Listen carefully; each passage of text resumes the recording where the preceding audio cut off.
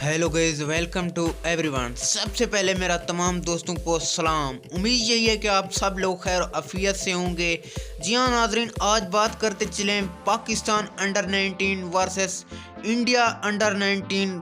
ये बड़ा मुकाबला कब और कहां और कितना बजे खेला जाएगा, आइए नाजरीन आप लोगों को मुकम्मल तफसील से आगाह करते हैं। लेकिन उससे पहले चैनल पर फर्स्ट टाइम है तो इसे सब्सक्राइब और इसके साथ बेल आइकन को बजा दें। कमेंट सेक्शन में आप लोगों ने ये भी ज़रूर बताना है आप लोग कौन सी टीम को सपोर्ट कर रहे हैं और ये बड़ा मुकाबला कौन सी टीम जीतेगी। जी हाँ दोस्तों, आपको बताएं कि ये बड़ा मुकाबला दुबई स्टेडियम में खेला जाएगा। कल सुबह 10:30 बजे ये मुकाबला दुबई स्टेडियम में खेला जाएगा।